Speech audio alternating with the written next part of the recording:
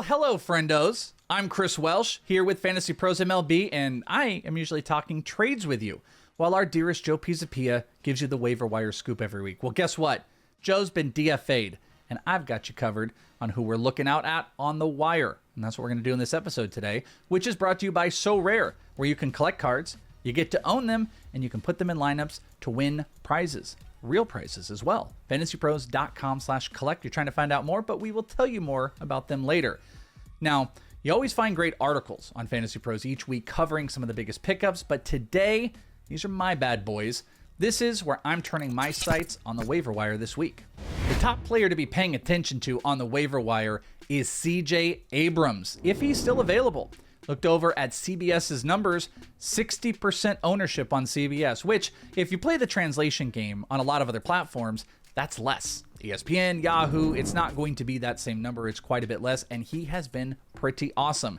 Last 14 days, Abrams has 8 stolen bases while hitting .389. He's got a homer and a 12% K percentage. That's what I get really excited about, is that K percentage going down. 12 runs scored in 11 games. He also has hits in, it looks like, 9 of his last 10 games. He has been the stolen base leader over the last 2 weeks. He's hitting the ball a ton harder, and he might be a super sneaky, quiet 15 homer, 25 stolen base guy by the end of the year. But the main thing we're paying attention to is the quality of the contact. He might be moving up in the lineup. He scores runs, hits a few homers, and is aggressive on the base paths right now. And that 12% K percentage is what I keep coming back to, because that has been something that has been holding him back. If that's going to lower while having better quality of contact, CJ Abrams in head-to-head can be a game changer, especially in the playoffs for those stolen bases. If you're behind in stolen bases as well, CJ Abrams is going to be someone you're going to want to take a look at. Who else are we looking on the wire? Well, this is going to be another one of those big ownership ones, and frankly, you had to kind of get ahead of it before, but I know there are still some people that are looking at it. The ownership is probably the highest of anybody on this list because he's around 75% on CBS. That means he's still available there and probably in a lot of other places. I think Christian Encarnacion Strand is a 12-team option, especially on the corner infield. The Reds have said that they're going to have him playing third base, first base. We've already seen him DH. We could throw out the potential maybe of outfield, but either way, what we're doing is we're looking for actual playing time from Strand. So far this season in the minors, he had hit .331 with 20 homers, a couple stolen bases, and a 400 OBP. He's already gotten a couple at bats, and guess what? First hit, knocked it. Hitting .333 in the early onset isn't anything to be freaking out about, but he's getting playing time. They've moved, theoretically, Spencer Steer not into, hopefully, a platoon role, but they're moving him to playing more outfield because they want to give him time. Third base and first base, getting him in the lineup as much as possible. Maybe there's going to be some righty sits here, but the more that he hits, the more that he plays, he hits the ball really hard in a hitter-friendly environment. Christian Encarnacion Strand, though there's a part of me that feels like all these Reds can't be amazing, and maybe this is the guy to bet against. I just think in the landscape of where we are with a lot of these corner infielders, if you're looking for big pop, Christian Encarnacion Strand or CES would be someone I'm taking a look at if he is floating out on the wire for you, if you didn't already pick him up. Coming in at number 3, and however you want to, space these out here. This is actually one of my favorites. Twins Alex Kirilloff. Alex Kirilloff, since July 4th, batting .345. He's got 10 hits, 2 homers, 10 RBIs, scored 5 runs over an 8-game span. He has also hit in 6 of his last 8 games. This is something we have been waiting for this to push. Those 2 homers, this is big. It's very important for him to make that turnaround. Over the last 4 games, Kirilloff has actually only struck out 3 total times. And if you want to move it back to his last 6 games, he's still only struck out 3 total times. Over the last 3, 16th, 17th, and 18th of July, all multi-hit games. He's making better quality of contact while some of the other guys are struggling. He is a smart hitter. Dad's a hitting coach. I say that all the time, but this is one of those guys you want to believe in, and he's starting to turn it around. His ownership is really low, 28% over on CBS's platform, kind of what I'm using for this for you guys to know. So he is readily available out there, and with this pickup is someone I would be looking at getting in my lineup if you've got some dead weight. Now, I've already kind of made the case for some players you're looking for if you're trying to build your power. This guy strikes out a decent amount, but he is still someone I'm looking at because things have started to heat up. Who am I talking about? I'm talking about Jake Burger. Jake Burger, over the last 2 weeks, a 57% hard hit percentage, one of the best in baseball, and has the 6th hardest hit ball in baseball over that time at 113 miles an hour. Not too shabby. Also with Berger, since July 4th, using that kind of 2-week marker, hitting .265 with 3 homers, 9 RBI, 6 runs, and he's got hits in 4 of his last 5 games, including 2 homers over his last 3 games. Now, obviously, like, those strikeouts are something that can minimize him in general, but he only has 2 strikeouts over his last 4 games. This team might be looking to unload some more players, which, if they do, can give the opportunity for Berger to move more in the lineup. But we've also heard Berger in some potential other trade rumors. If he were to go in a better hitting environment, he's one of the biggest hard hit guys in the league right now, as I just laid out by that 57% last 2-week hard hit percentage. I think we got a decent shot at 30+ homers on Jake Berger this year, whether it's with the White Sox or another team, and he's under 50% owned in a lot of leagues. So again, it's a lot of corner infield stuff. If you're looking for speed, it's CJ Abrams. If you're looking for power, Strand, Kirilloff, and Berger.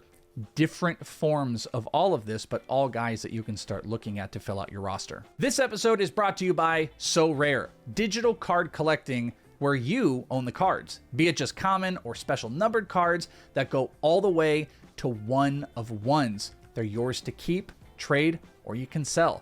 But the card collecting isn't where it stops, because you get to take these cards and put them in weekly lineups, put them in tournaments, and win real prizes. Now, the great thing, the right matchups, you also can go in and win more rare cards in some of these matchups. Your lineup goes as far as you want it to. You can take the cards that you get when you first sign up, or you can go and hit the marketplace and you can bid on your favorite players. Or you can even sell, put your own cards on the marketplace. And let me tell you the last thing, because I think this is key. It's not too late. You can get in on contests right now.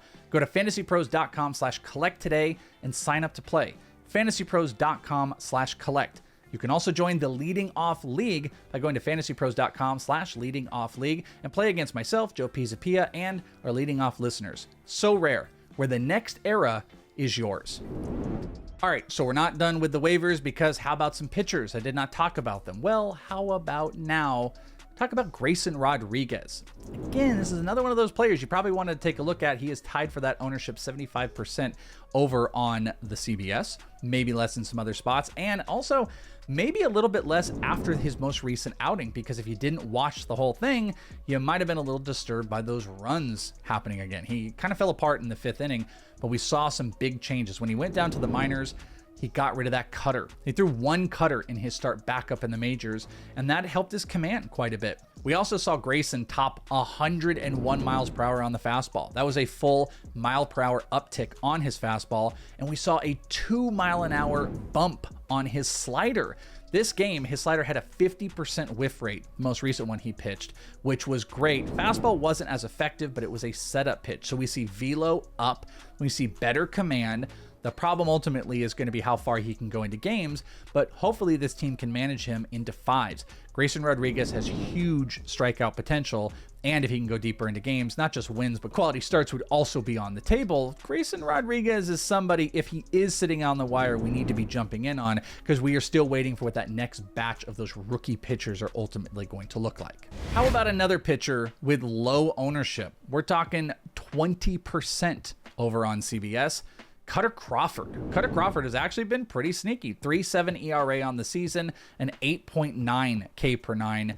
He set around the 24 percentile range, K percentage range over the last 30 days. He has been pretty good. Now, his ERA was a little bit more inflated over those 30-day markers, but regardless of that ERA at 3.74, he has a better expected ERA at 3.56.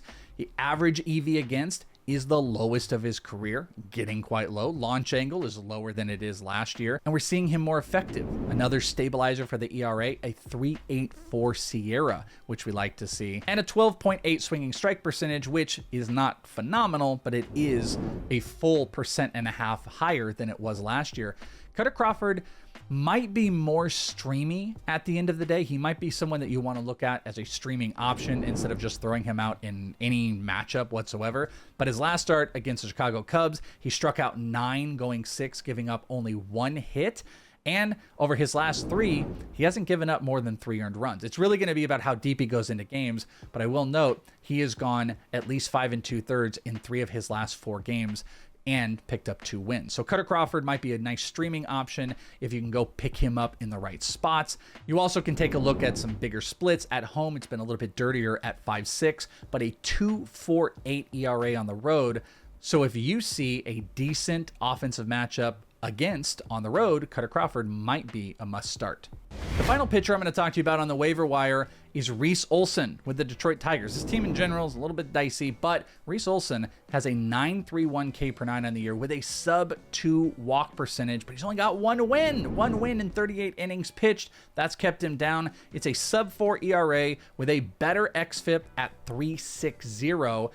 Expected ERA is about where the ERA is at right now, so you can kind of expect that to stay in the same general range. The 12 swinging strike percentage is also, again, not elite, but we've shown the ability for elite command in not walking to go with some of those strikeouts. This is another one of those guys that we want to put a focus on. He actually also has a similar road split better than home. It's a 3.18 ERA on the road, 4.57 at home.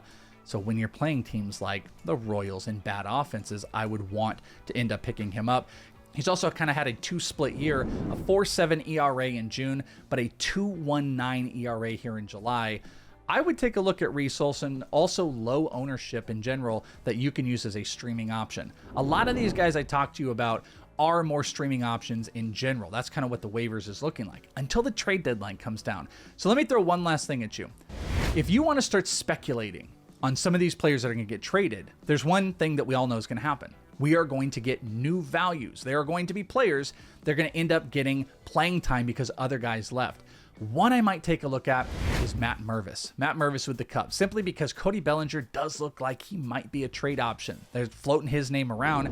Matt Mervis could come back up. He's doing a lot of the similar things he was doing at AAA last year. He was doing them again, starting to hit for more power again, not having insane strikeout numbers, and he's going to get another opportunity. If you missed out on Strand, if you missed out on Kirilloff, Jake Burker's not an option, you play in a deeper league, you might be able to get ahead of the curve in a guy like Matt Mervis right now, who will get some more playing time if Cody Bellinger is moved. I think there's a lot of other guys we could speculate on. The Cardinals move, I think Jordan Walker becomes exponentially more valuable, but that might be more about a trade that you might want to make and plenty more. But we'll be back next week because we're actually going to talk about trade options that you're going to want to look for the rest of the season as the series kind of winds down. Hopefully you guys have enjoyed all of them from Pisa Pia and myself. Thank you guys for subscribing to Fantasy Pros. Make sure you keep it there so you're notified anytime we're doing anything. Follow me on Twitter at @IsItTheWelsh. And of course, listen to us leading off 12:30 p.m. Eastern every single day. Sometimes not every single day, but when you're notified, you'll always know when we go live and you don't miss a thing. Thanks for hanging out. I'm Chris Welsh, and I'll talk to you next time right here on Fantasy Pros MLB.